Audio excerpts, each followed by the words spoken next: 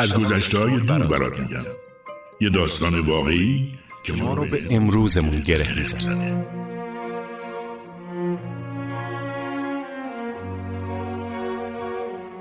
که ما رو از گوشه و کنار این خاک از قرنها پیش تا امروز دوره هم جمع میکنه.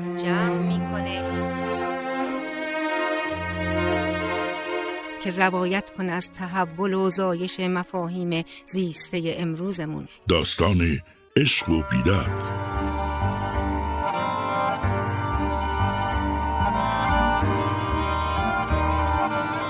بیا که هم داستان هم بشی، هم داستان.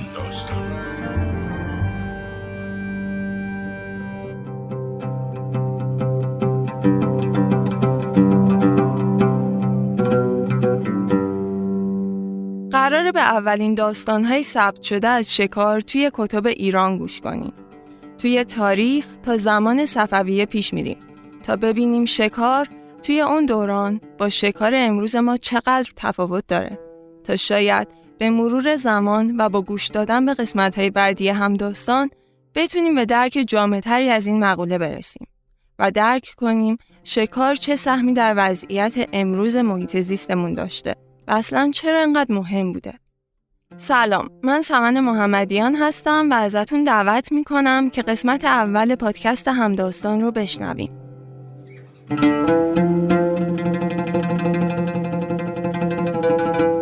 تو روزای اسفند 98 که وحشت کرونا و ناراحتیاش اکثر ما رو تو خونه نگه داشته بود، رفتم سراغ کتاب جذابی که برای پدرم هدیه گرفته بودم.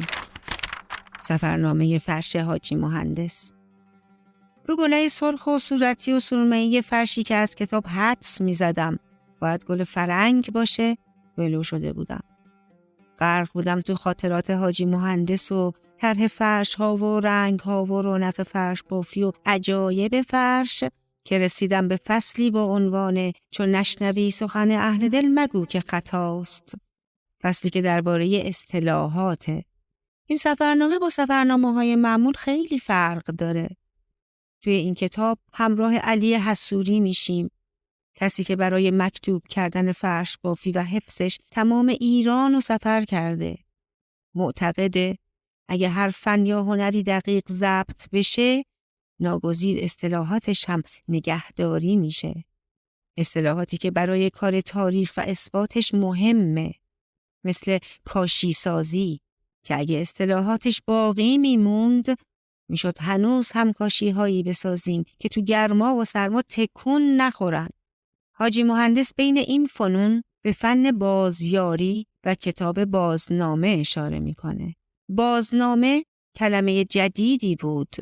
همه جا دنبالش گشتم و فهمیدم برای خودش یک دایره المعارف تمام عیاره.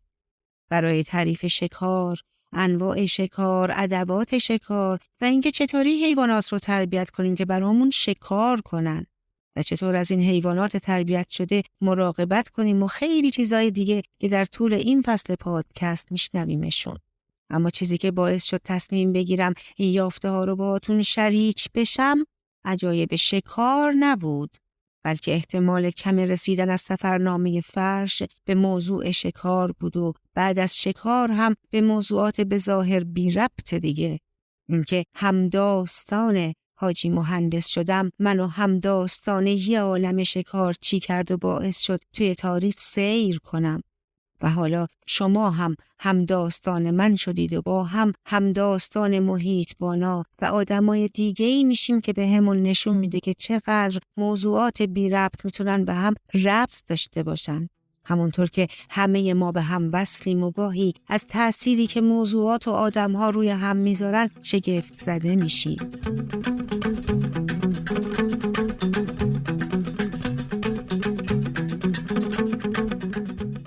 این روزا خیلی بیشتر درباره شکار و خرید فروش حیوانات میشنویم. خبرها گاهی هولناک و حاکی از درگیری بین شکارچی‌ها و محیطبان‌ها هستند. درگیری‌هایی که گاهی به کشته شدن یکی از طرفین و سلسله وقایع ناراحت کننده بعدش منجر میشه. توی شرایطی که محیط زیست با چالش‌های زیادی روبروست، و خیلی از گونه ها در معرض خطرند، شکار به یک معضل تبدیل شده. خیلی وقتا ممکنه اصلا درک نکنیم که چرا شکار هنوز وجود داره. شما هم ممکنه با خودتون فکر کرده باشید که شکار کردن چقدر کار بیرحمانه‌ایه، یا برعکس اگر خودتون شکارچی هستین شاید با خودتون گفتین این همه عامل مخرب دیگه وجود داره و یه دونه شکار من توش گمه. ولی واقعیت چیه؟ توی این بخش میخوایم ببینیم اصلا شکار چیه و از کجا اومده و چرا بعضی از آدما شکارچی میشن.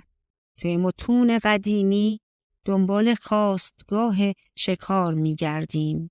از تأثیرش روی محیط زیست امروزمون میگیم و از تحولش توی دوران معاصر. همداستان محیطبانا، شکارچیا، عکاسای حیات وحش و خیلی آدمای دیگه میشیم و اگه فکر میکنید ممکنه شکار هیچ ارتباطی با زندگیتون نداشته باشه، با گوش کردن به این بخش از پادکست همداستان نظرتون عوض میشه. شکار بین اقوام مختلف از زمانهای خیلی دور و از زمانی که انسان برای بقا شکار میکرده وجود داشته، ولی به مرور زمان و با به وجود اومدن کشاورزی و تحول در تغذیه توجه به شکار کم شده و شکار به طبقه خاص و اشراف اختصاص داده شد، در حدی که در جامعه پارت مرد نجیب و آزاده کسی بود که وقت خود را با جنگ و شکار می‌گذراند. کم کم شکار به رسم تبدیل میشه و مشروعیت و مهارت پادشاهان از این طریق سنجیده میشه. آثار این ماجرا در اشعار و حماسه ها به کرات دیده میشه. برای مثال در دیوان فرخی به 4 کار که منتخب پادشاهان است اشاره شده که یکی از آنها شکار است. 4 چیز گزین بود خسروان را کار، نشاط کردن و چوگان و رزم و بزم و شکار. در نهایت شکار بیرویه به حدی بین پادشاه ها رواج پیدا میکنه که صاحب قابوسنامه در این مورد نصیحت میکنه هر کاری را حد و اندازه باید و همه روز شکار نتوان کردن و هفته 7 روز باشد و 2 روز به شکار و 3 روز به طاعت و 2 روز به کدخدای خیش باید گذراندن. معنی شکار بیرویه رو جایی میشه فهمید که توی کتب تاریخی با روایات عجیب و اعداد و ارقام ترسناک در مورد شکار مواجه میشیم. مثلا فرخی اگر اغراق نکرده باشه گفته روزی سلطان محمد پسر سلطان محمود غزنوی به دشت رفت و من آنجا به نظاره ایستاده بودم. امیر با تیر و یوز انقدر شکار گرفت که حاجب او از بامداد تا نیمروز سوار بگشت و همه مانده شدند از کشیدن بار شکار و فراخ دشتی از آهوان پر شد.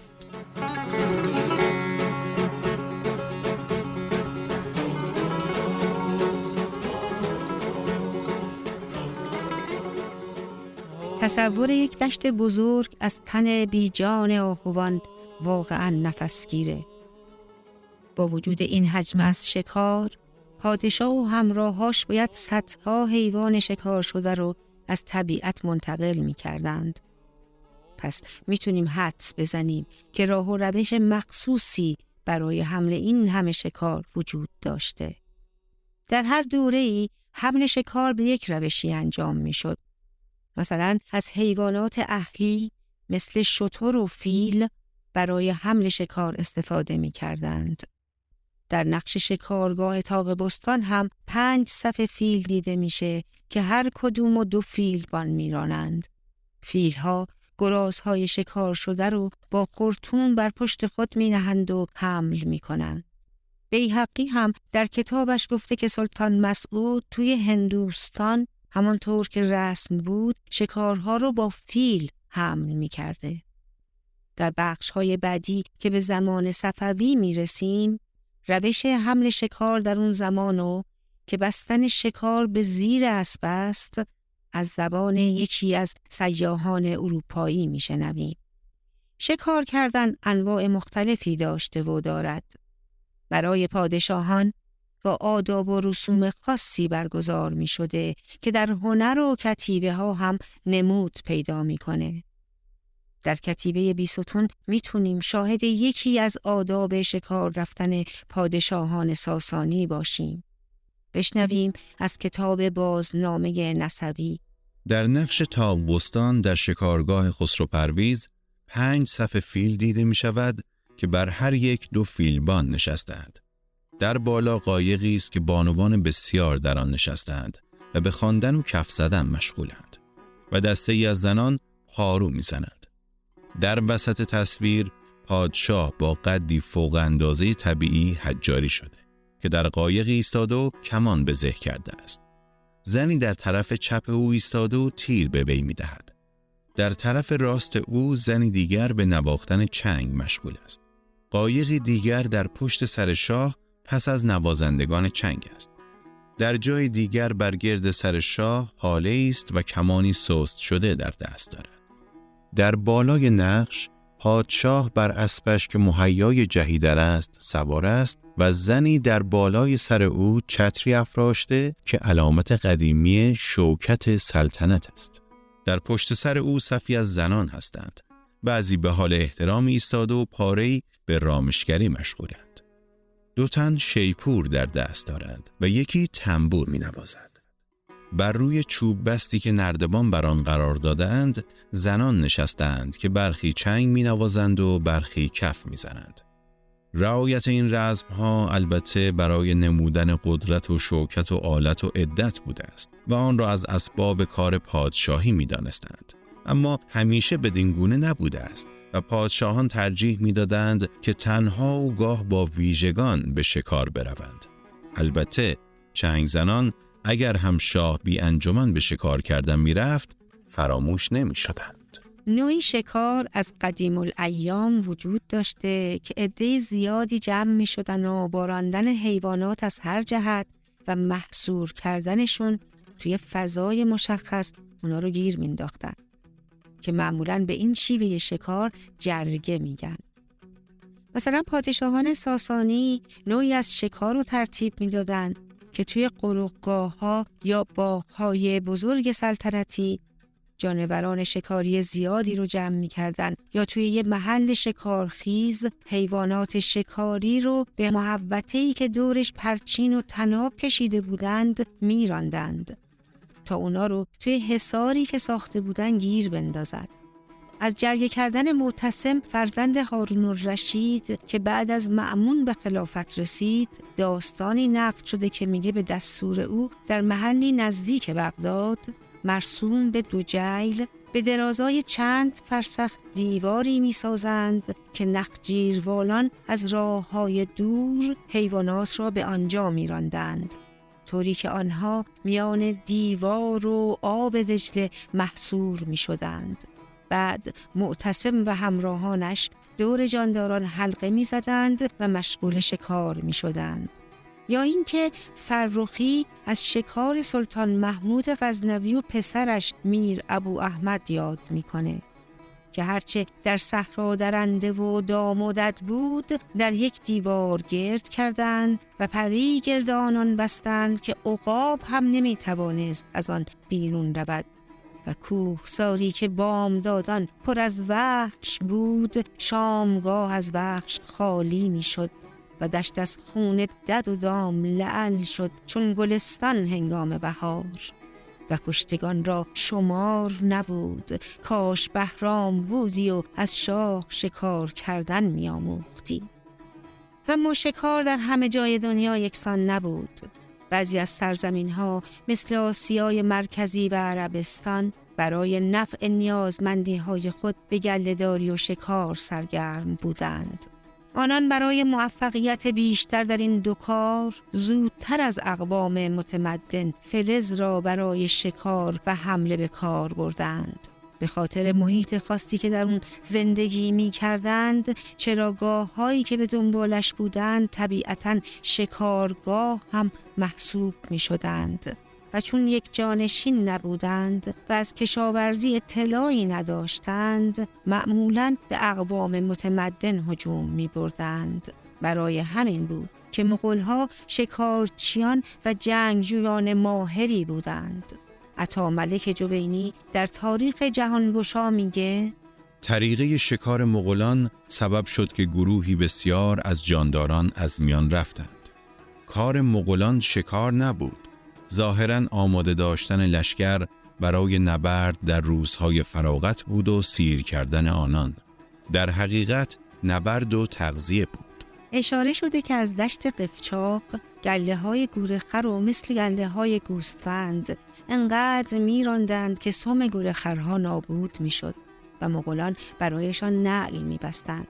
تا جایی این کار رو ادامه میدادند که گورخرها به حدی خسته میشدند که میتوانستند آنها را با دست هم بگیرند. این عمل یعنی تعقیب حیوانات و خسته کردنشون و در نهایت محصور و شکار کردنشون یکی از شیوه های مغولان برای شکار بوده.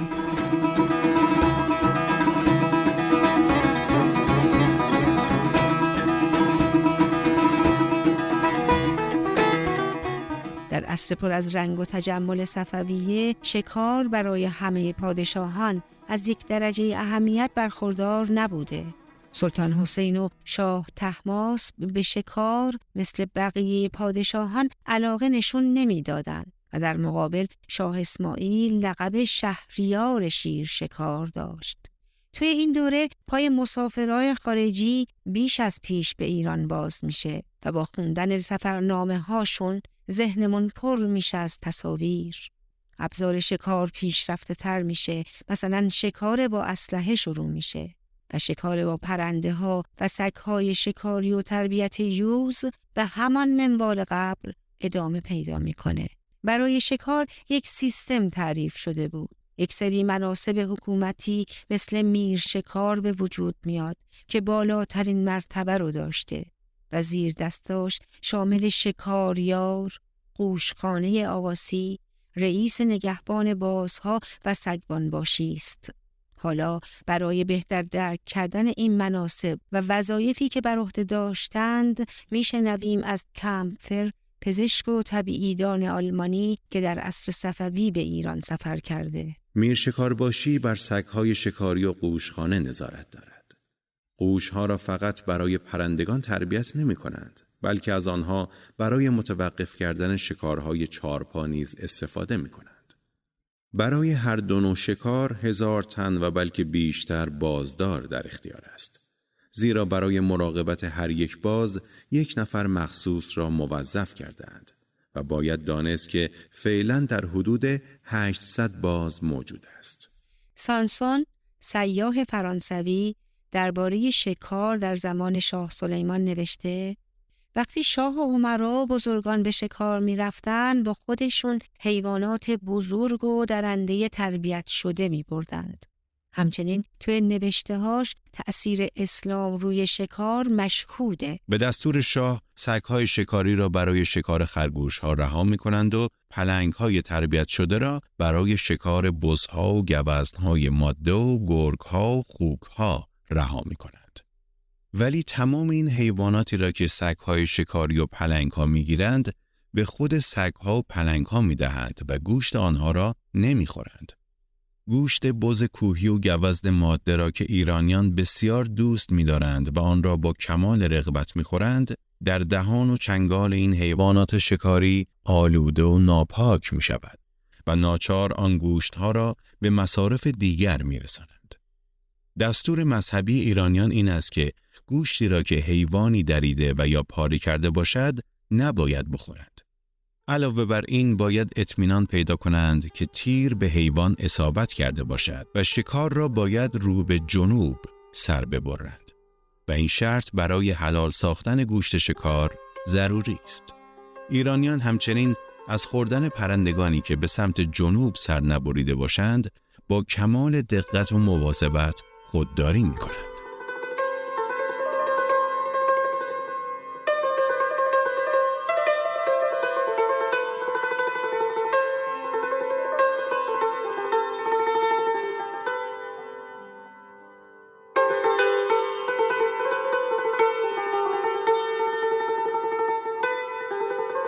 دلاواله جهانگرد ایتالیایی در زمان شاه عباس صفوی به ایران سفر میکنه. قلم او در توصیف بسیار دقیقه که باعث میشه تمام گفته‌هاشو تصور کنیم. او در بخش‌هایی از سفرنامش در مورد جزئیات شکار در عصر صفوی نوشته: اندکی بعد از نهار شکار آغاز شد. چند هزار مرد دو به دو با چماق‌هایی که در دست داشتند فریاد کنان شکارها را رم می‌دادند و گرد و خاکی برپا کرده بودند. اما شکار زیادی جمع نشد و شاه چون عده جانوران را قابل ندید ما را خبر نکرد و خود با زنان حرم به شکار مشغول شد. ولی شنیدم که شکار گیلان بسیار خوب بوده است و از 8 تا 10 هزار حیوان وحشی از قبیل بز کوهی و گوزن و گراز و خرس را کشتند و تازه تعداد آهوهای شکار شده وارد این محاسبه نیست. متاسفانه من به علت بیخبری چنین فرصتی را از دست دادم. روز یکشنبه 3 ژوئن به چادر خود بازگشتم تا دستور عزیمت دهم. روز دوشنبه شاه نیز عازم قزوین شد و موقعی که در سر راه برای صرف نهار توقف کرد چشمش به مترجم من افتاد و از دور او را شناخت و صدا کرد و پرسید: آیا شکاری را که برای من فرستاده است به دستم رسیده است یا خیر؟ چون شنید آن را نیاوردند متغیر شد و وزیر مازندران را خواست و به او دستور داد که فوراً شکار را بفرستد و وزیر هم بیدرنگ یک شکار به مترجم من سپرد. لاشه حیوان به اندازه بزرگ بود که چون مترجم به عادت ایرانیان آن را زیر شکم اسب بست به زحمت توانست تا خانه بیاید. نمیدانم بز کوهی بود یا گوزن. به هر حال 2 شاخ سیاه و پیچاپیچ داشت و با گوشت این حیوان وحشی که به دست شاه یا یکی از زنان او شکار شده بود چند وعده خوراک ما فراهم شد.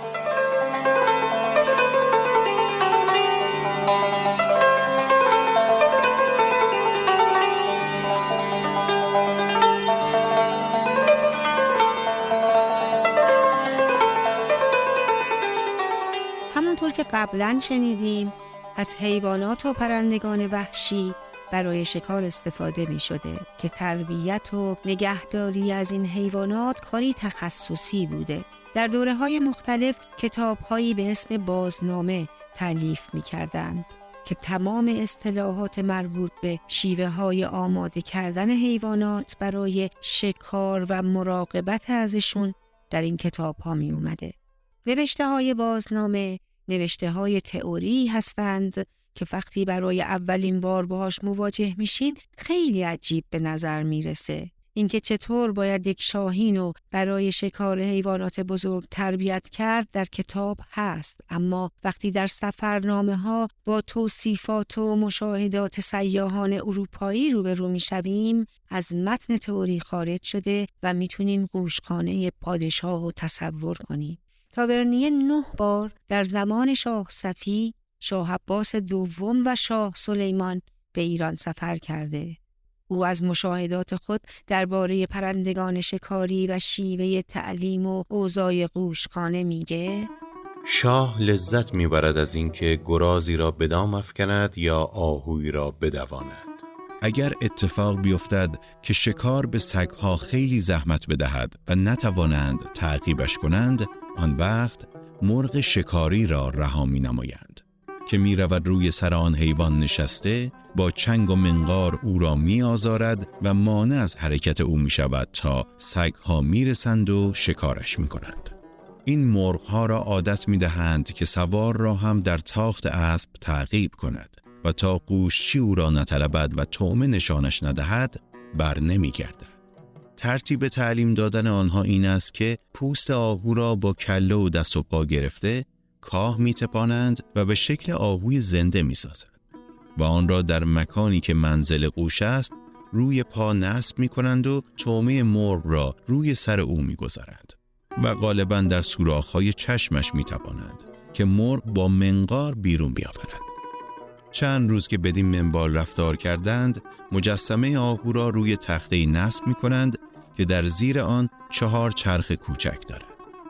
ریسمان‌هایی بلند به آن تخته می‌بندند و از دور چند نفر آهسته آهسته آن تخته را می‌کشند و مجسمه آهو به راه می‌افتد، در حالی که مرغ روی سر آن نشسته و مشغول به طعمه است و هر روز بر سرعت حرکت آن مجسمه می‌افزایند تا مرغ عادت کند و در تاخت شکار را که گرفت رها نکند و روزهای آخر مجسمه را به اسب می‌بندند که به تاخت آن را کشیده و مسافت بعیدی را می‌پیماید. قوشخانه در پشت باغ شاه واقع است که درش به طرف رودخانه باز می شود و هر روز صبح در ساحل و کنار رودخانه مشغول تعلیم این مرغ‌ها می شوند یا در میان 2-3 جزیره که وسط رودخانه تشکیل یافته است. در صورتی که آب پایین رفته باشد، همینطور مجسمه گراز، گورخر، روباه، خرگوش و سایر حیوانات قابل صید را می سازند و مرغ‌ها را به گرفتن آنها عادت می دهند. چون ایرانی‌ها پرحوصله و خستگی ناپذیرند، گاهی یک کلاغ را گرفته مثل باز و قرقی به شکار کردن آموخته می کنند. یک قسم حیوانی دارند که یوز می نامد و شبیه به ببر است و پوستش همان گونه مخطط و لکه‌دار است، اما بسیار ملایم و مأنوس و بی‌آزار است و یک سوار آن را به ترک اسب گرفته وقتی که به آهو یا غزالی میرسند آن را رها می کنند. با اینکه غزال خیلی پردو است، اما یوز به قدری سبکسیر است که در 2-3 جست و خیز خود را رسانده و به گردن غزال سوار می شود و با دندانهای تیزش صید را خفه می کند. اما اگر شکار از دستش فرار کرد و نتوانست او را بگیرد، به حالت شرمساری و خجلت در جای خود می ایستد که طفلی می تواند او را بگیرد و بکشد بدون اینکه دفاع نماید. شاردن که اونم یکی از سیاحان بوده و از فرانسه به ایران سفر کرده بود، جواب این سوالو یکم برامون روشن‌تر میکنه که شکار در زمان صفوی قانون داشته یا نه. البته منظورم از قانون حفاظت نیست، دستور پادشاهه و اینکه آیا دیگران هم حق شکار داشتن یا نه. ایرانیان از اوان جوانی شیفته شکار می باشند و حتی بسیاری از افراد عادی نیز صید را دوست دارند، چون در این کشور شکار با تفنگ، طیور صیاد و تازی آزاد است و هر کس می تواند به شکار برود. در تمام اوقات در سرتاسر شهر و دشت و بیابان، قوشبازان مرغان شکاری بر دست مشغول رفت و آمد می باشند و چون پرنده شکاری هدیه‌ای است که اغلب اوقات شاهنشاه به بزرگان مخصوصاً حکام ایالات عطا می‌فرماید، لذا در این قبیل مواقع مشاهده می شود که رجال کشور 7 تا 8 روز پی در پی پرنده اعطایی را بر روی دست و یا در پهلوی خیش نگه می دارند و به نوازش و شانه کردن آن اشتغال دارند و مدام از زیبایی و هنر آن صحبت می کنند. باشلوق جواهرنشان و زنگوله زرین برای این پرندگان تعبیه می کنند. اعیان بزرگ مملکت دستکش جواهرنشانی نیز دارند که هنگامی که پرنده را روی دست می گیرند، آن را به دست می کنند و برای طیور صیاد خیش حلقه علامت زرین مخصوصی دارند. به جز این تجملات، نگهداری از این پرنده ها پرهزینه بوده، چون طبق گفته های شاردن این طیور صیاد فقط از گوشت تغذیه می کنند و لاغیر و برای بعضی هاشون ناگزیرند که در تمام مدت روز منحصراً مرغ خانگی بدهند. نگهداری از این پرنده ها حساب و کتاب خاصی هم داشته. شاردن تعریف میکنه که توی قوشخانه دفترهایی وجود داشته مخصوص ثبت پرنده هایی که به شاه هدیه میدادند که در این دفترها اسم فرد، تاریخ و خصوصیات پرنده را می نوشتند. این پرنده ها از پس شکار هر چیزی برمیان، البته به جز گراز که توی اپیزودهای بعدی بیشتر درباره‌اش میشنویم. و واقعاً اگر روایت بعدی که باز هم از سفرنامه شاردن درست باشه، عبارت شکار هر چیزی معنا پیدا میکنه.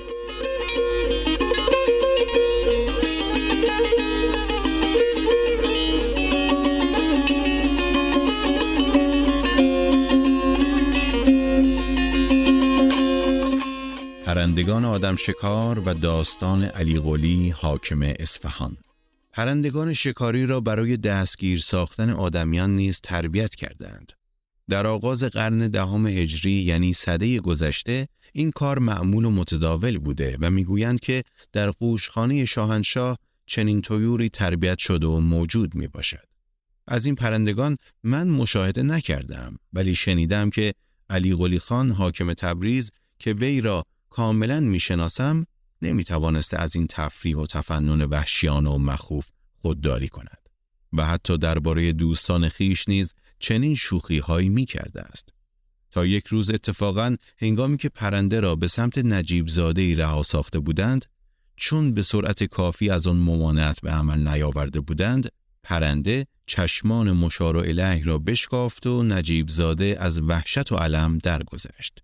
و چون شاهنشاه از این موضوع آگاه گشت، نسبت به حکمران سخت برآشفت و این حادثه در مغضوبیت علی قلی خان که اندکی بعد به وقوع پیوست مؤثر بود.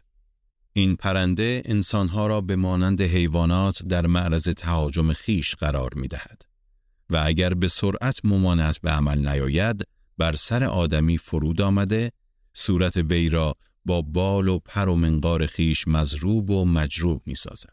چون پس از وصول به هدف دیگر صدایی گوش نمی کند و حتی ضربات تنبور را نیز نمی شنود و صورت انسان را می درد بدون اینکه کسی بتواند از آن جلوگیری کند.